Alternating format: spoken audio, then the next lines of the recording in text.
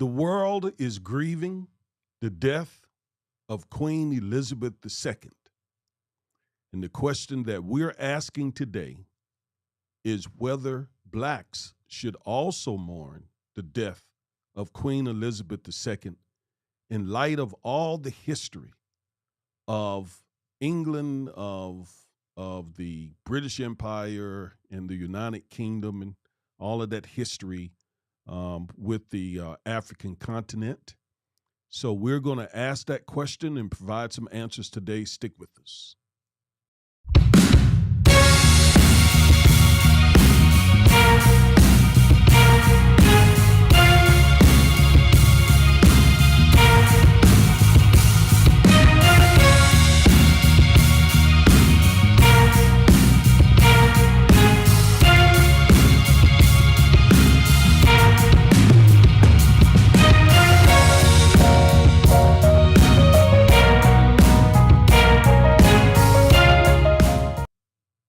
All right. Thank you. Thank you for tuning in to the Defiant Lawyers. I am Augustus Corbett, aka the Minister of Justice, and I am blessed and fortunate to have with me today. I am attorney Chloe Corbett, also known as the Duchess of Justice. And together, our father daughter legal team, we are, again, the Defiant Lawyers, and we provide legal analysis each and every Saturday of trending politics, policies, personalities, pop culture to empower you to also defy this unjust legal system. And if you're not a subscriber, I don't know what you're waiting on.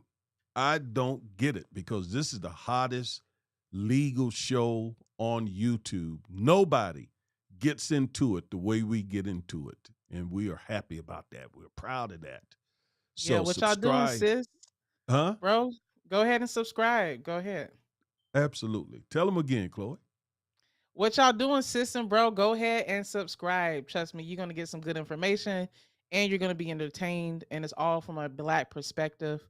And the cherry on top is we are attorneys and we analyze the law and we give you that information. So trust me, you're gonna enjoy it.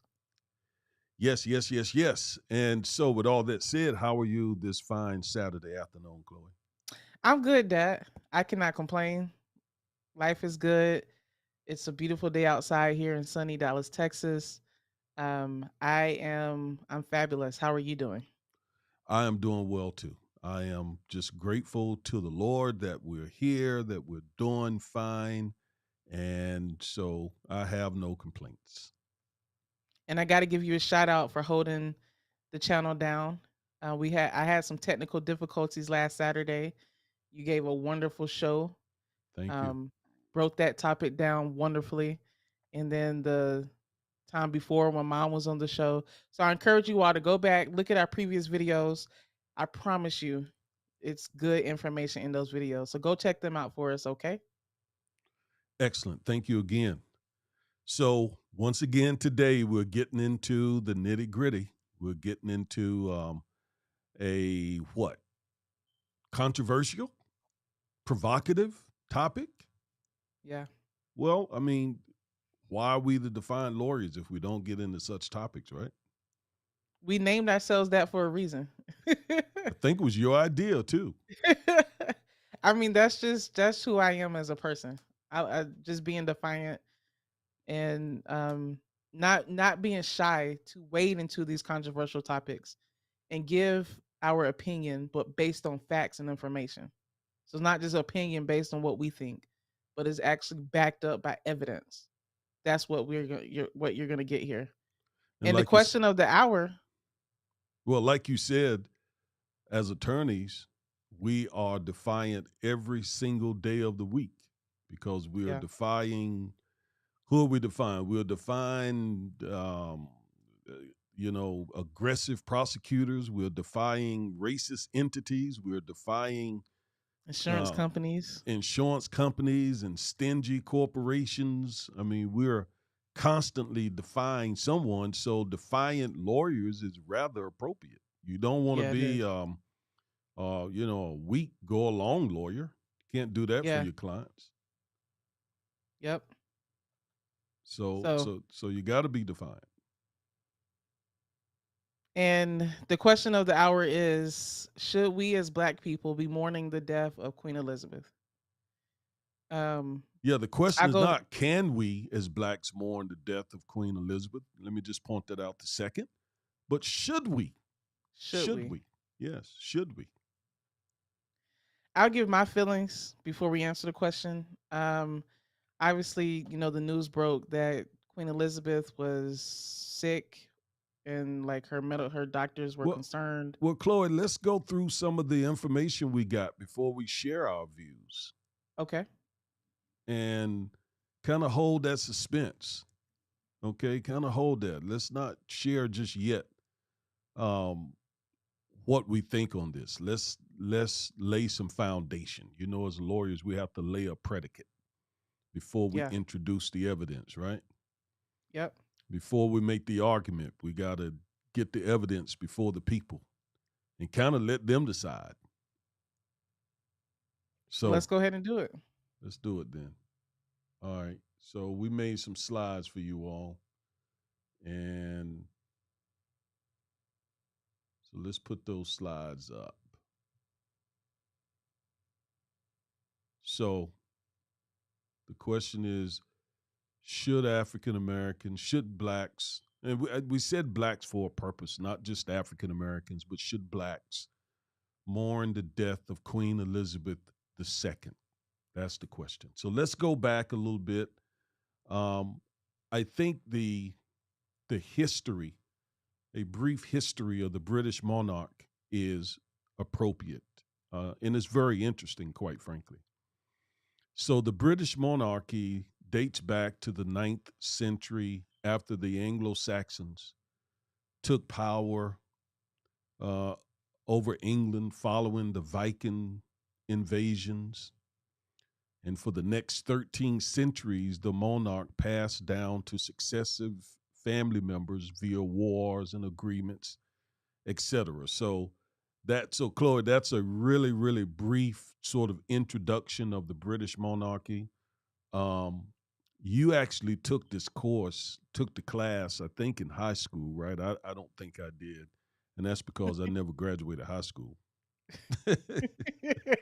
you know, I I was able to rebound, get a GED, and become a lawyer. Like who is it? D.L. Hughley. I am from the GED section. That shows you everything comes full circle. I mean, don't count yourself out. That's And I'm right. talking to everyone listening to us. Um, you can So you want achieve to add whatever. some meat to that bone right there? Uh, the how the Anglo Saxons took over after the Vikings invasions. Yeah, so I took advanced placement AP British history my senior year of high school. I just didn't want to take just American history. I like learning about other cultures, so I decided to take British history. When I was younger, I was more interested in the monarchy and the royals. I mean, they're just full of like scandal. If you like drama and gossip and all of that, look at the British monarchy and the royals, because there is drama and scandal on top of all of that. Way worse than anything that the Real Housewives of Beverly Hills can do.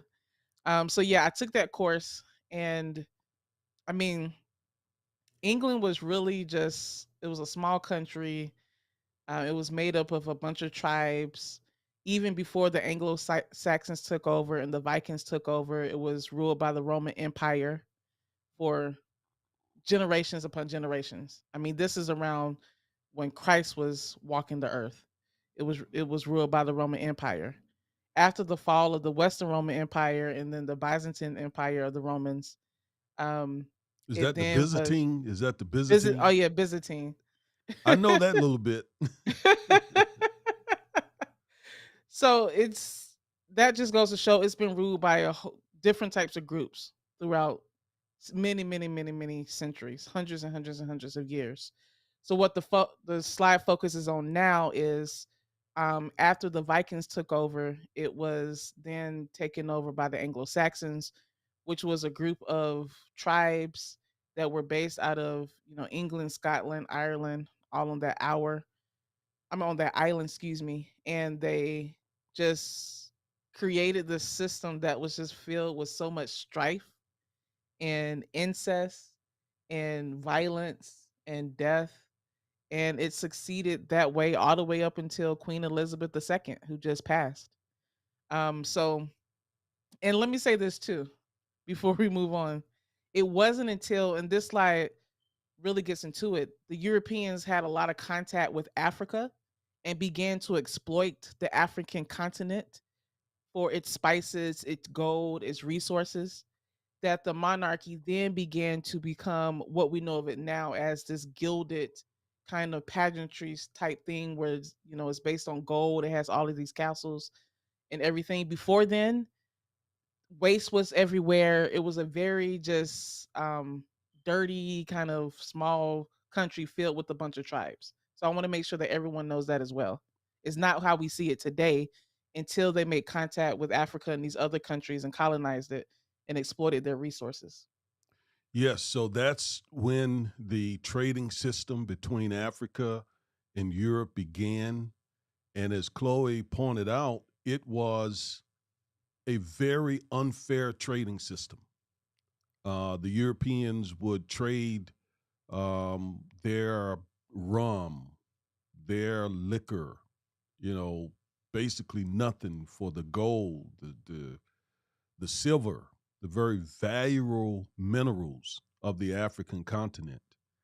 And so, if you do that for a couple of 100 years, which it did happen for a couple of 100 years, you're going to drain off, you're going to siphon off a lot of the African resources and enrich yourselves.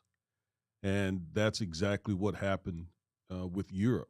They saw were able to really build an incredible amount of wealth because they were trading nothing for it, basically. And we all know the African continent is rich with very valuable resources, and that was the reason why the Europeans took such an interest in the continent. Okay.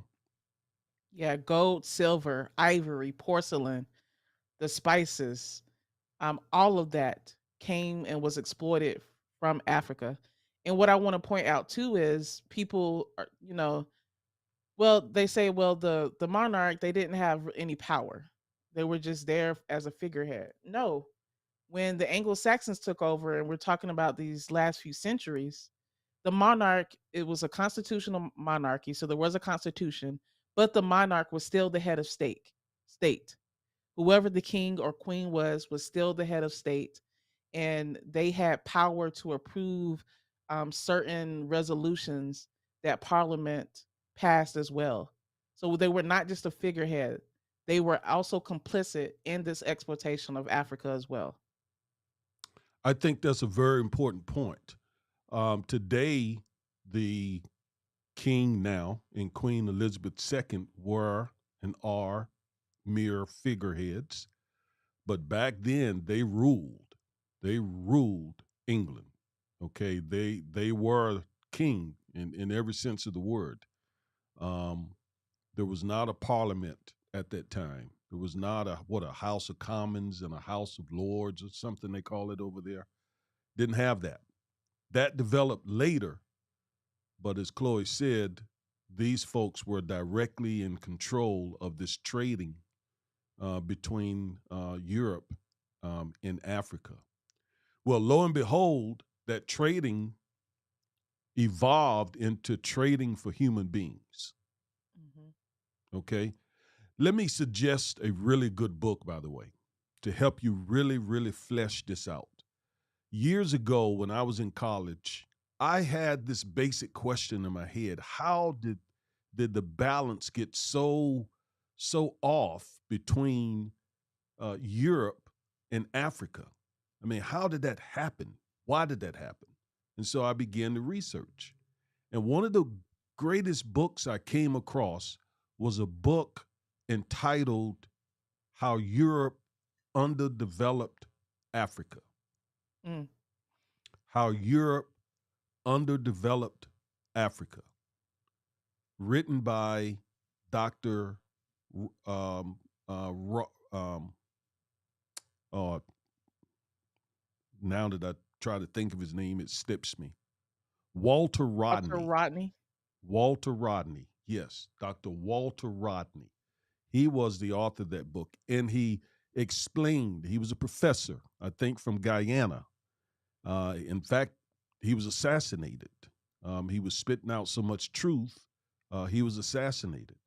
So um, he wrote this book in excruciating details and explained how that balance, that off balance occurred. So I recommend that book. You can pick it up on Amazon. So that trading system, Chloe, evolved into trading for human beings. Okay. And um, this all began with a man, Sir John Hawkins, in 1562. Um, he was the first known Englishman to trade for enslaved Africans. And Queen Elizabeth I approved and funded the next shipments of enslaved Africans. And the British slave system grew dramatically. It greatly enriched Britain, and it lasted for a little less than about 2.5 centuries. Um, and now, it is what it is. It happened.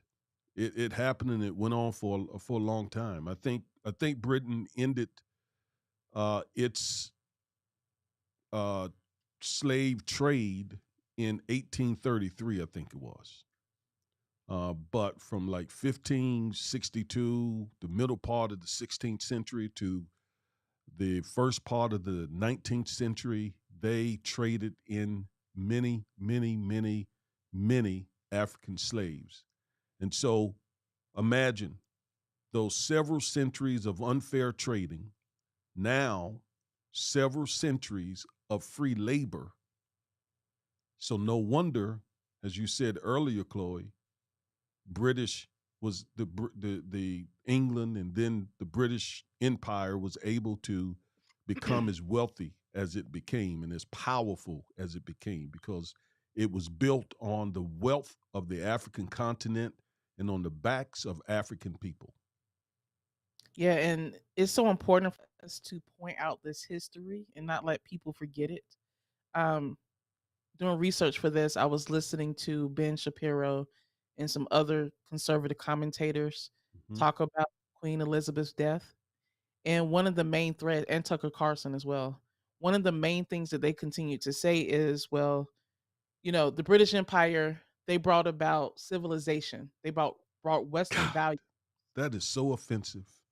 yeah, Go ahead. to I'm sorry. these colonies and to Africa, to India. So, that is basically in essence what they were saying is we should be appreciative of the British monarch because they brought Western values and civilization And to Africa. Christianity. Eh, And Yes. Christianity. And Christianity, yes. In fact, Ben Shapiro said Judeo-Christian values. And I mean, it's so funny because a lot of conservatives they talk about not wanting a big government against the federal government. Yeah, out here, when it comes to black and brown people, they're defending the monarchy when they claim to love what the framers did and value the framers and going against the British monarchy to establish this independent country that we know as the United States of America. Yet, in order to um, keep up their white supremacy values, in my opinion, they then do flip flop and then defend the British monarchy. So it's just, I mean, it was amazing to hear all of those conservative Yeah. commentators talk about. And it also implies that blacks were uncivilized. Yeah, Blacks were uncivilized. We were savages, according to these people. And this, I'm so glad you mentioned that, Chloe. I'm so glad you mentioned that, because this is 2022. This is September 10th, 2022. And you got networks, you have talking heads, politicians who are spewing this racist, white supremacist propaganda, these lies that Yep. Africans were uncivilized, that Africans were savages. Um, it Yeah. it takes your breath away, quite frankly. And Yep. um, And it's that not true. It's not true. of course it's Studying, not true. I mean, yeah, but even just studying the British monarch and what England was like when these kings were in place in the 13th, 14th, 15th, 16th centuries, England was the one that was undeveloped, Uncivilized. uncivilized.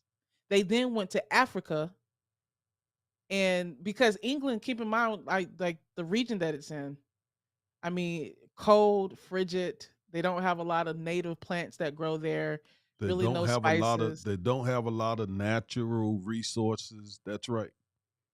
So Yes. that's why they've always been in this sort of conquering Yeah. explorative mode, right? Because they don't have anything in that area. Yep. So they, they go up, they went about all the time trying to conquer other people. Yep. Filth everywhere in their cities. Just a disgusting place to be based on what I read. Versus you go to Africa where you see the waterfalls and the nature and the animals that were everywhere. Yet you want to call Africa uncivilized? I mean, it's just mind blowing. And who is uncivilized in the first place? Is it Yeah. the enslaver or the enslaved? I mean, the uncivilized one is the one who is so greedy that they will treat human beings like animals in order to take their wealth. That to me is uncivilized, Yep. right? Yeah. That those to me are the savages. And um we're not saying this out of any hatred or spite toward Queen Elizabeth II or her family or the British people or the British government. These are just facts.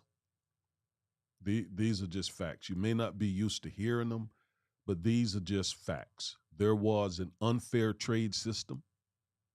There was 2.5 years of slavery in Britain. And that's not it. There's more. We got more to share with you. They they really okay. Let's move to what came next. Go ahead, Chloe. I'm sorry. You got more to say. I just want to read a quick quote since we're talking about these conservative pundits, what Tucker Carlson said. Yeah, please. He said, a country in the quote, a country in the North Atlantic the size of Alabama that somehow took over the world and ruled it with decency unmatched by any empire in human history.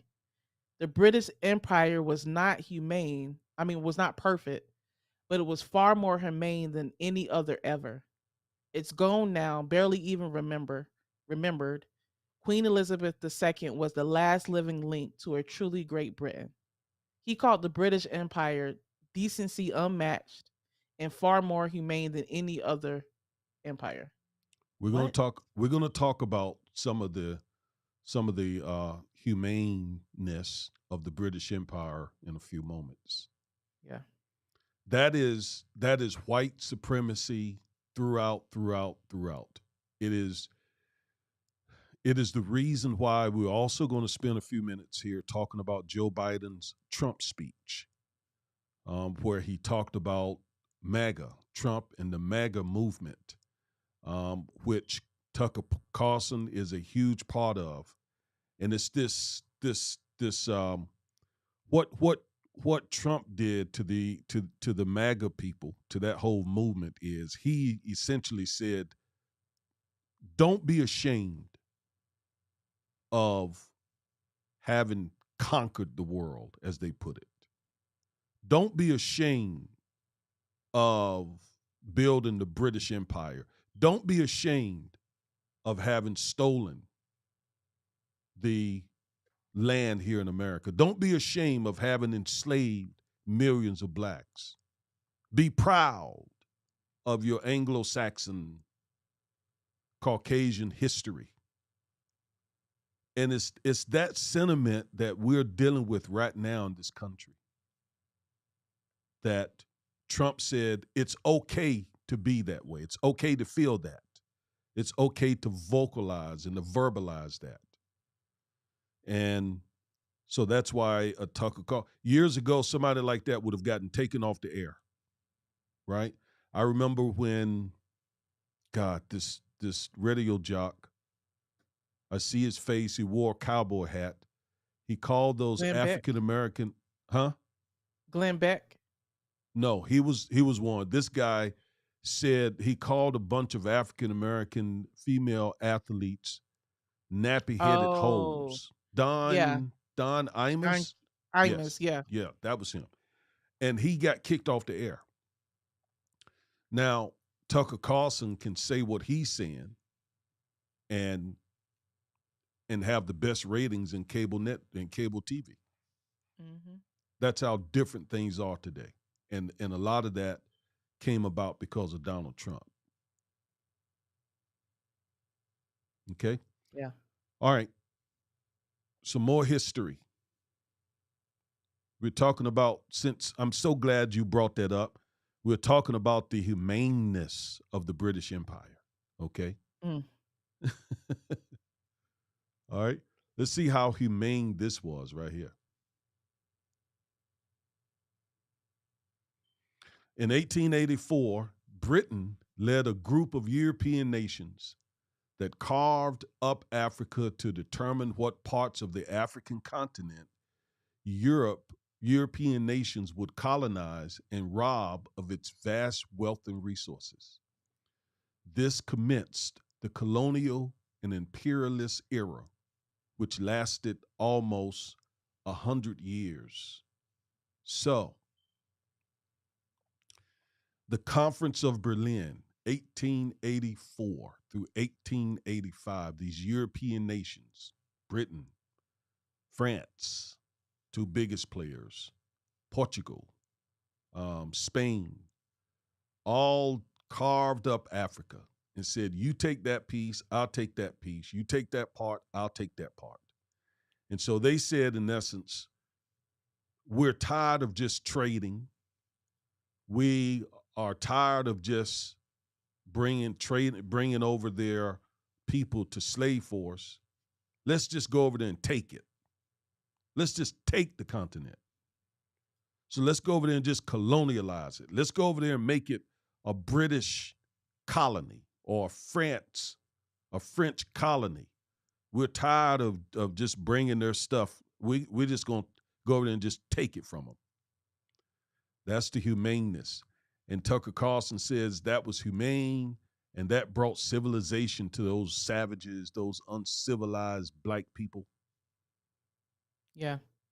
And they link it to Christianity, right? They link it to Which a which lot. which saddens me, Chloe, a lot. As a committed Christian, that saddens me. And it really, frankly, be honest with you, I shouldn't feel this way, but it embarrasses me. It embarrasses me that these folks use my precious faith in the name of my precious Lord to do this to people. Go ahead. Yeah, there was a representative, Steve King. He said that Western civilization itself is rooted in Western Europe, Eastern Europe, and the United States of America, and every place where the footprint of Christianity settled the world. That's all of Western Christianity. First of all, it's been determined that the Garden of Eden was in Africa. We know that Africans were mentioned all throughout the Bible. We know that Egypt was mentioned in the Bible. So the fact that they have falsely claimed that Western civilization is linked to is where Christianity was settled and only linked that to Christianity is false. It's untrue. It is one of the biggest lies that they continue to tell. Well, let me add to that. I attended seminary for a year and had these conversations in my Southern Baptist seminary. I attended Southwestern Theological Baptist Seminary in Wake Forest, North Carolina. And I had these conversations, these tense conversations with some of my professors, all of whom were white. And I remember in one exchange, I said there were three of us blacks in the class, and I told them that morning, I said, okay, today I'm going for broke. I'm probably going to get kicked out of, I don't know what just happened right here. Kind of like it. Kind of like the black. Okay. Yeah, I don't know why that happened. Wow. But I told them, I said, I'm going for broke today. I'm going to challenge this today. So I asked the question that I already knew the answer to. I said, isn't St. Augustine, wasn't he an African? And we know he was, Chloe, by history. He Yeah. was from he was from Egypt. He was an African. And the professor's face turned red. And he got really angry. And he said, no. I stood my ground and said, well, would you at least admit that he was a man of color? No. His face got redder. I mean, angry, visibly, shaken angry that I would dare make such a suggestion in class. So after class, we continued our conversation, and it was heated, but I stood my ground respectfully because not only was St. Augustine African, so was the Bishop of Polycarp. He was African. Um, if you come into the New Testament, Moses married a black woman. Her father, Chloe, was an African. Um, the first person to receive Christ in the New Testament was an Ethiopian eunuch. That happened in Acts chapter 8.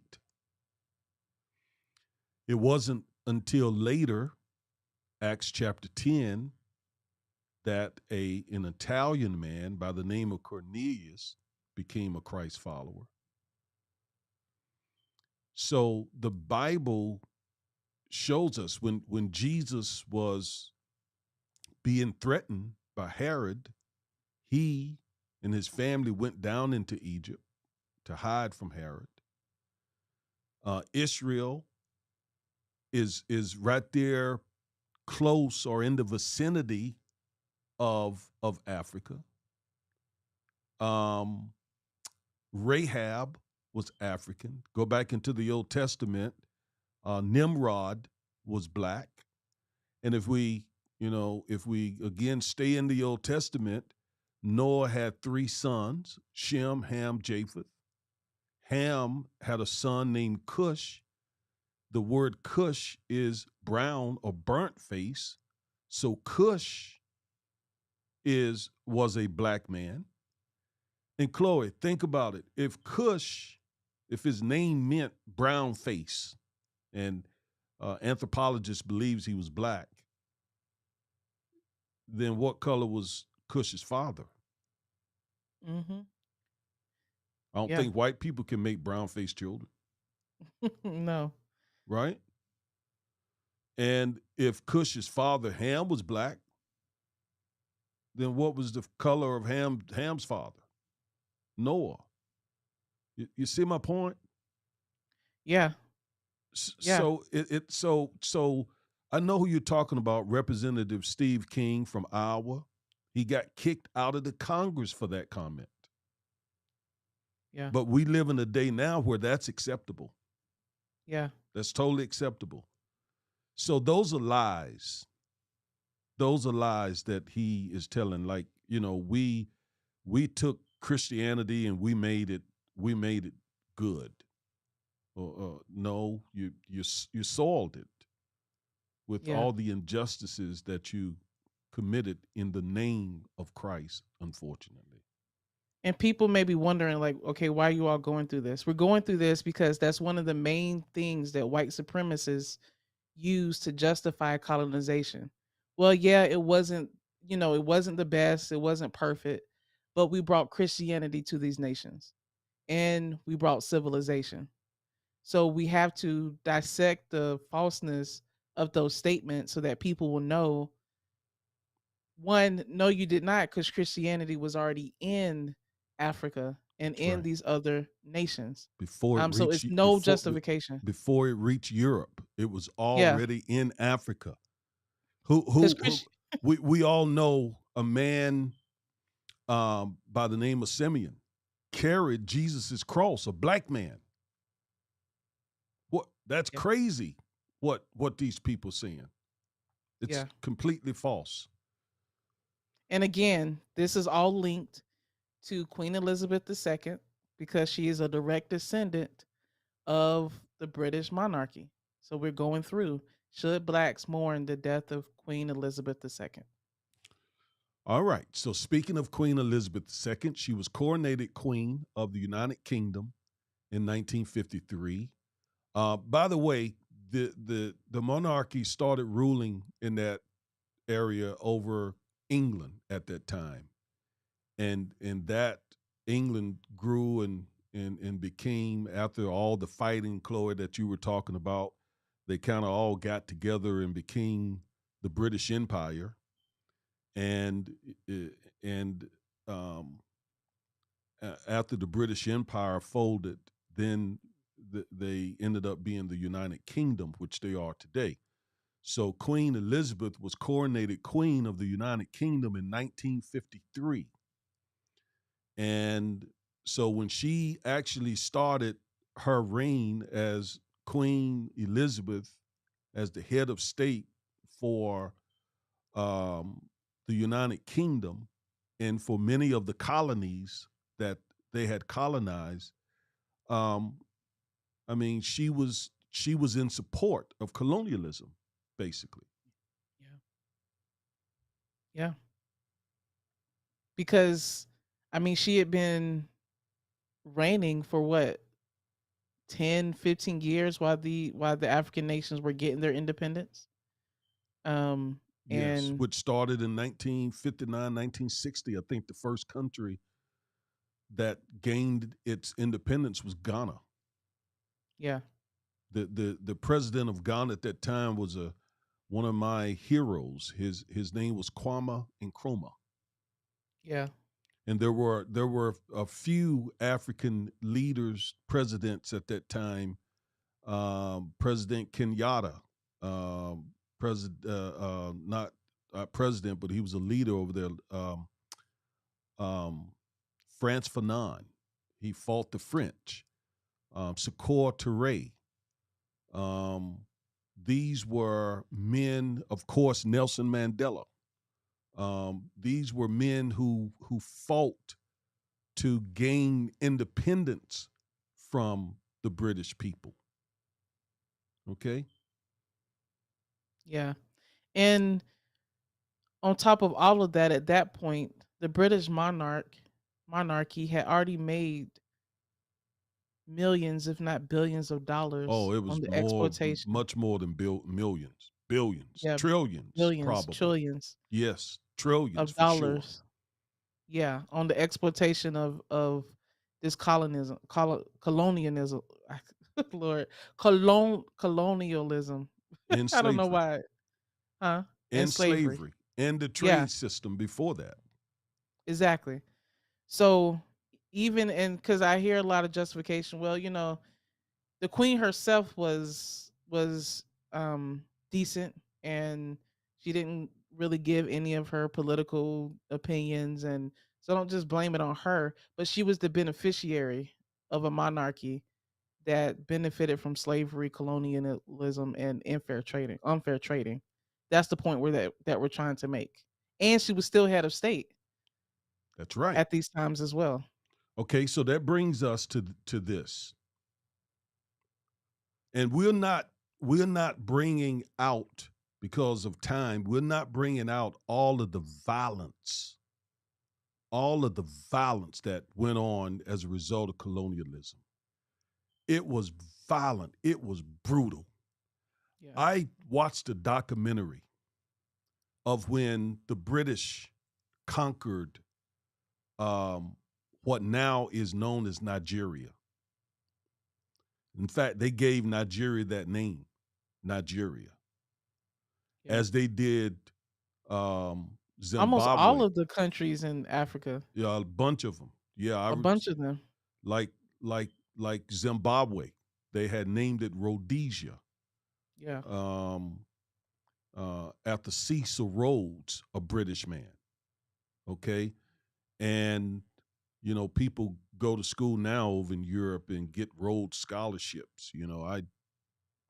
I wouldn't take one because it's named after a very violent, brutal colonialist, Cecil Rhodes. But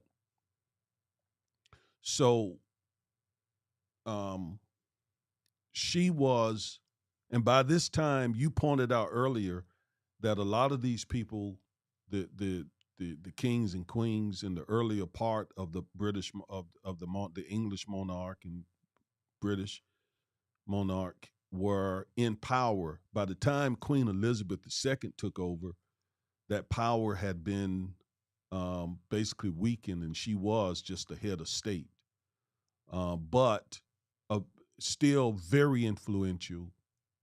And she never. Yeah, in fact, let me pull this slide up. So the Mau Mau Rebellion. Okay, the Mau Mau Rebellion. This rebellion lasted between 1952 and 1960, and it was a group of Kenyan freedom fighters who resisted colonial rule. Queen Elizabeth was the head of state. The British authorities, in response to the Mau Mau Rebellion, President Kenyatta, they tortured, they branded, they branded Kenyans with the initials of Queen Elizabeth II's father. They murdered many Kenyans involved in this rebellion. There are Kenyans alive today who still carry the physical and emotional scars from these people standing up to colonial rule. And again, this occurred while she was Queen of England, pardon me, Queen of the United Kingdom. And there's no record of her at all um, expressing disagreement with this. Um, I would imagine that had she called in the prime minister, because as head of state, she still, could say to them. In fact, I believe she's the one who formally selects the prime minister. I think the parliament votes, but the queen um, basically invites them to be the prime minister. So she still could have said, "Hey, no, we're not doing this." But she didn't break ways with the colonial, imperialist, enslaving ways of her forefathers. Never. And she never apologized. Not one time in her whole 70 something years. She never said to any of those African nations, and not only African nations, but countries like Jamaica, Barbados recently got their independence. She never acknowledged, never apologized for all of the harm and the damage that the British people did to Africans. She never did, and neither has now King Charles or his son. Um, what is his name? The older son, Prince Is it Charles? King Charles, but his son is he has Oh, two I know sons, one is Harry and Harry. Harry's the is and we the ain't even redhead. yeah, well, Harry's the redhead, married to the black Yeah, woman. We ain't even I talked forgot the about older son. well, we haven't even talked about how they treated the black in-law. Oh yeah, yeah. We ain't even Prince got there William. yet. Mama sent me Prince William. But they've been Yeah, the ones that come out strongest against, what the British Empire did with slavery and saying it was bad, but they never apologized. that's right. Even as recently as I think Prince William gave that speech in 2018, if I'm remembering correctly. No apology. And no offers of reparations for all the trillions you stole. Right. Yep. Yep. So Chloe, I guess that brings us to the question. Let me put this up here that you were going to answer in the very beginning. Let me just read this. When she died, Queen Elizabeth II had reigned for 70 years, give or take. Although Britain, the Queen, and her family profited immensely from colonialism, the unfair trading, slavery, she never apologized or tried to atone for the sins of her nation, her family, or herself against Africa, African people, or other peoples of color. And we haven't even talked about India, Oh yeah. Pakistan, and on and on. Ireland. Ireland. We haven't talked about, I'm specifically talking about peoples of color. Right. I mean, that Ireland, I don't know much about it, but that started back as they were fighting over who were going to rule the United Kingdom. Um, but what they actually did to people of color in their nations is atrocious. Those were atrocities, to make it clear. Yeah, what they did to India, I mean, wow. And Australia taking millions upon millions of acres of land from the Aboriginal people, which were people of color. Um, all of the infestation of drugs and violence that were taken to those people. I mean, it's just atrocious what they've done throughout history. Well, now you're getting ready to implicate even our country. When you think about Puerto Rico, when you think about Hawaii, the native Hawaiians, they Oh yeah, feel, yeah, I mean, they feel that an injustice has been done to their country by the United States government as Africans feel and Native Americans here. The Alaskans, um, I mean, we so the and Philippines. the Philippines, that's right. And do remember that who founded our country? The British, right? The same Hmm. people.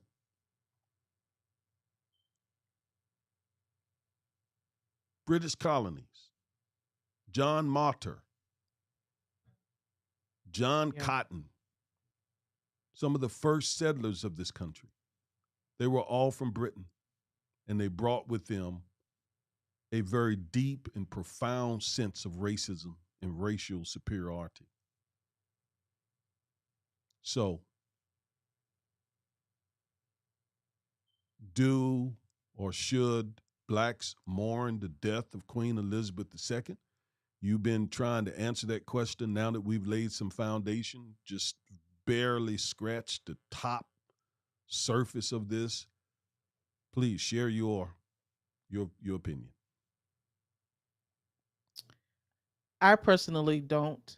Um, I when I first heard the news, I it did not have an impact on me, to be 100% honest.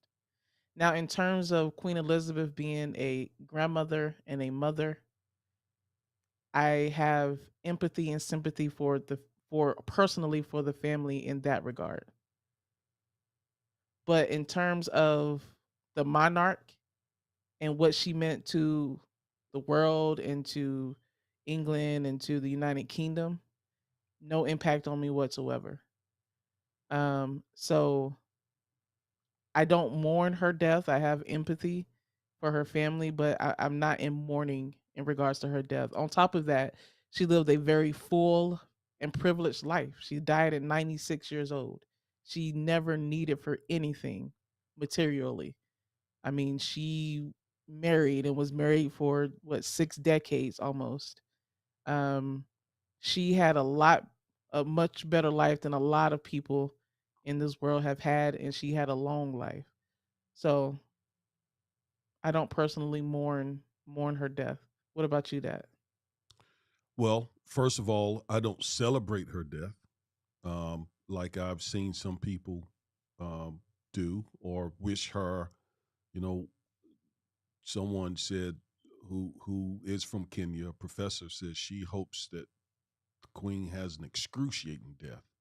She's from Uh, Nigeria, that professor. okay, Nigeria. Yeah, they did the same thing to Nigeria as I was just pointing out as they did in Kenya. So no, don't go anywhere near that. Um, No, as me either. Christians, we don't do that. But do I mourn her death? Absolutely not. I definitely do not.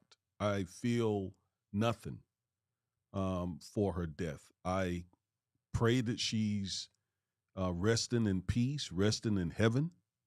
I saw where somebody said rest in power, and that caused some stare because obviously she was in power over all of these people of color for all these years.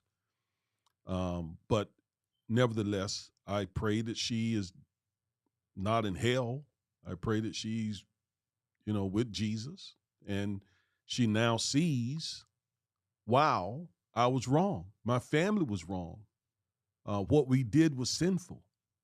And like all the rest of us, she's going to have to give an account for her life and her deeds, just like the rest of us, white, black, otherwise. We have to give an account for our deeds. And God is a just God. He's a God of righteousness and justice. And no one is going to get a pass except for those who have been forgiven of their sins by the Lord. Now, this is the Defiant Lawyers. It's not, I don't, I am a pastor, I'm a minister. I don't want to start preaching, but I do want to share one one Bible story that sort of sums up what I think about her death. And that is there was a rich man named Lazarus. I mean, a poor man named Lazarus and another rich man. And the rich man lived a very, very wealthy, wealthy life. He had everything. And Lazarus had nothing. Nothing. Lazarus in fact would be at his at outside of his house trying to just get food, and he was that poor, that impoverished. Whereas the rich man, just Bible talks about him living it up, literally. And then um, they both died. And the scripture talks about how Lazarus was taken into Abraham's bosom and comforted. But the rich man went to hell. And in hell, he prayed to Father Abraham to please send someone to tell my family that hell is real, that um, they need to get right. And Father Abraham said, no, if they won't listen to the preachers and so forth who are there preaching truth now, they ain't going to listen if we send somebody back. Besides, there's a big gulf between the two of you. And Lazarus, the rich man also said, well, send Lazarus to get me some water. How ironic that he called on Lazarus, like Lazarus was still his servant or somebody, to bring him some water. And and he said no. He said, "You remember Abraham? Father Abraham said, you remember in your life you lived it up and you enjoyed everything and you didn't do right by people. Well, now Lazarus is being comforted and you are not." So that sort of sums up um, what I think and what I feel. I pray that she didn't end up like Lazarus. I mean, like the poor man. Pardon me, the rich man. I pray she didn't. I really do, because you know hell is such an awful place that it's so awful you wouldn't wish it on your worst enemy. So I certainly don't pray that for her. I pray that she is with the Lord. But that story has significant meaning in situations like this. When you've done people wrong, and the scripture says that the first shall be last and the last shall be first. So all the many African people who have suffered, um, under the English and British and United Kingdom, the colonialism, slavery, and all that, I pray they can forgive those folks. But at the same time, I completely understand that they probably, some of them, feel even, you know, stronger than we do about this, about her death.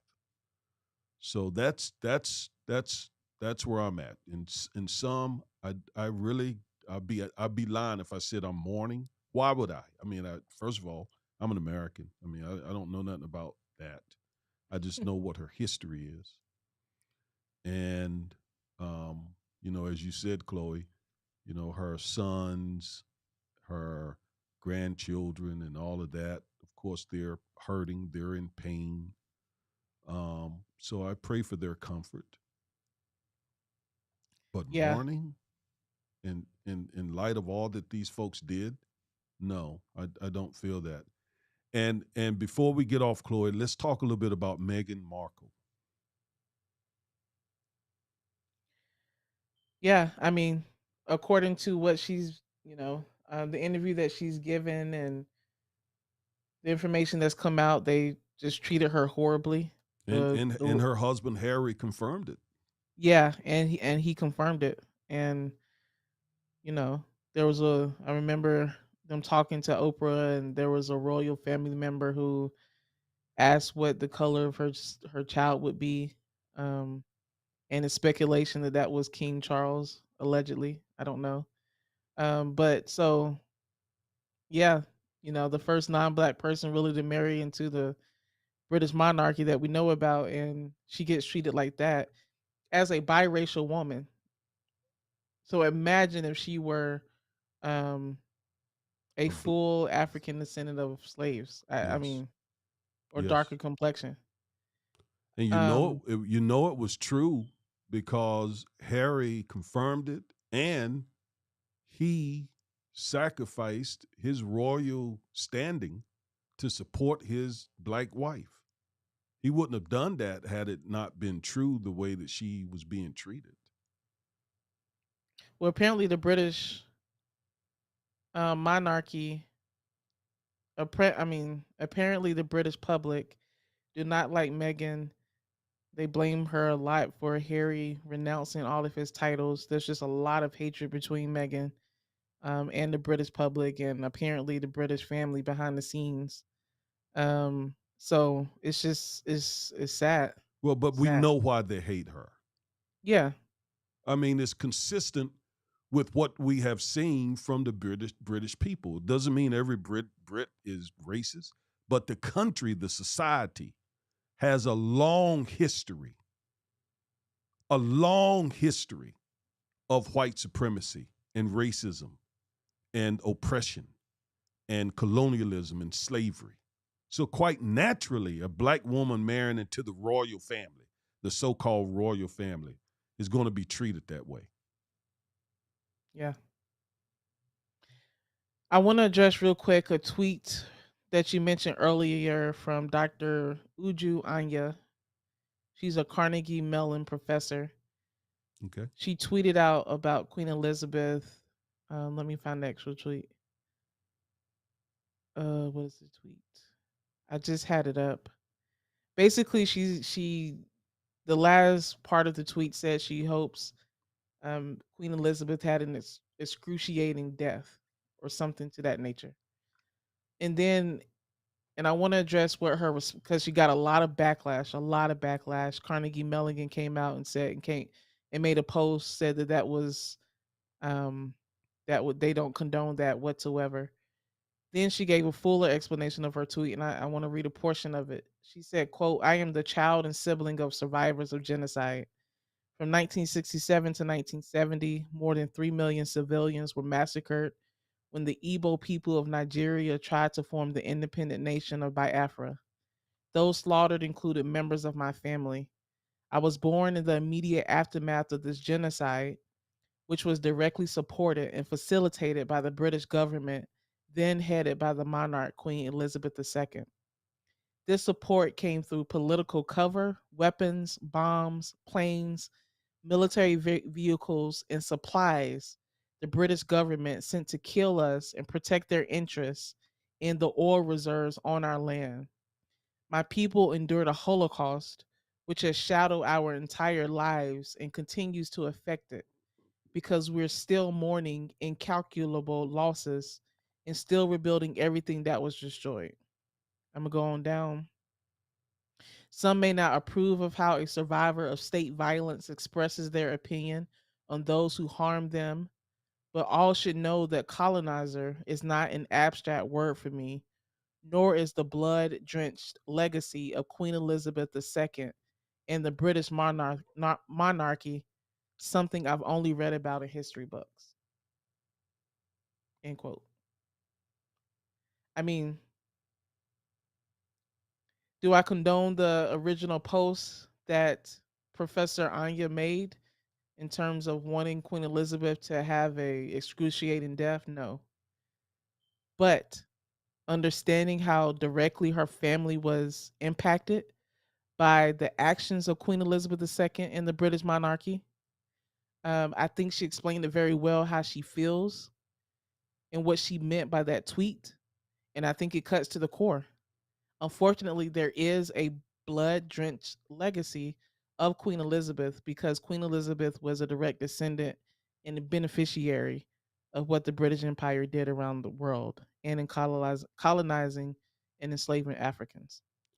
And never went on the record in condemning any of it, Chloe. I Yeah. watched a documentary about how Britain conquered the area that the professor talks about. It was brutal. They used this thing called a Gatling gun. The native Africans were trying to fight them with bow and arrows and spears. They had these Gatling guns that was created by an American, and they had black men using these Gatling guns on other on other blacks, Africans. And they killed in one instance about 300 of them, just mowed them down with these Gatling guns. Okay. Um, yeah, I don't condone her having that sort of deep bitterness, hatred sounds like for Queen Elizabeth II. I'm a Christian. We have to love even our enemies. But I completely understand, totally, how she feels. Totally. Don't condone it, but I completely understand it. We're scratching the surface of the evil that has been done to black people by the British. Now I want to show one last image, and this is an image that that the British gives out to certain people who are knighted. And if you look close at this image, and people told the Queen of England, we need to get rid of this. And she refused. But this is a medallion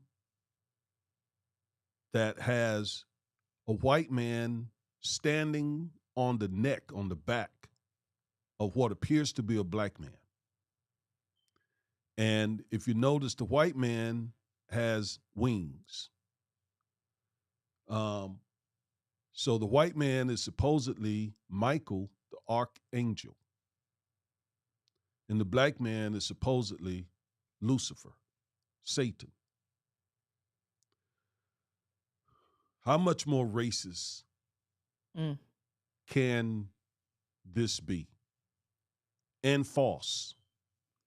Because Michael, the archangel, is not even a man, first of all. And there's no record that he's white. And Lucifer is not a man either. He's an archangel, or was, still an angel. And there's no biblical record that he's black. So the image here is a very powerful image that is designed to send the message of white supremacy. And when I first saw it, I literally thought about George Floyd. Yeah. It is no wonder why a police officer, white police officer, would put his knee on the neck of a black man and choke him to death, or why a group of white men will lynch black men, black people, and all other kinds of things when you got these kinds of images that are coming from the head of state of one of the most powerful countries in the world. Okay? So, Wow. I mean, I think we answered that question, folks. What do you all think? Are you all mourning the death of Queen Elizabeth? And do you think black people across the world should? now very quickly, Joe Biden, the speech he gave, where he called MAGA people, in a private speech, he called them sort of pre-fascists. In his televised speech, he didn't use those terms, but he said that they were enemies of democracy. I must agree with them. I must agree with them. And a lot of what's coming out of the MAGA crowd um, emanates from the racial hatred that you see with the British people, because again, this country was a colony, was a British colony, and so many of the founders were British, and they brought that racism over here with them, and we've been suffering from that ever since. And this mega crowd, and I agree with Joe Biden. That doesn't mean all Republicans. By the way, I'm not a Democrat or Republican. Um, Not all Republicans agree with that MAGA approach, but enough to where Trump is still in control of the GOP. And so I agree with Biden that um, that the MAGA crowd is an enemy to democracy, and we've not seen the last of them.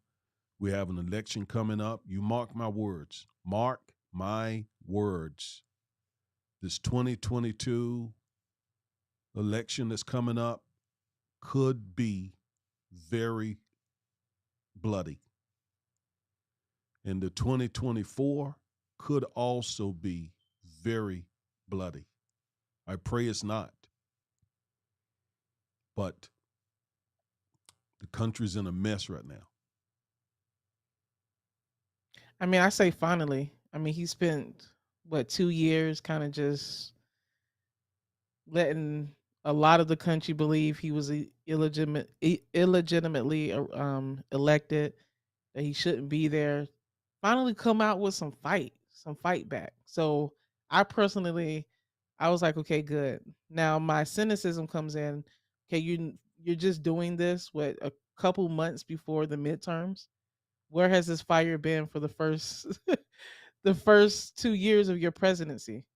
Um, Yeah, I agree. but the fact that he's coming out now and doing it, and it was so funny watching like all of the Republican reaction. You know, he had the red behind him with the two, I think, Marine officers holding rifles and stuff, and they were saying that that imagery is like Nazis, and I mean, really, you all are gonna sit there and focus on him having some red neon lights behind him and military people who he's the commander in chief of What when what were the implications they were suggesting? I thought I heard something about Russia or something.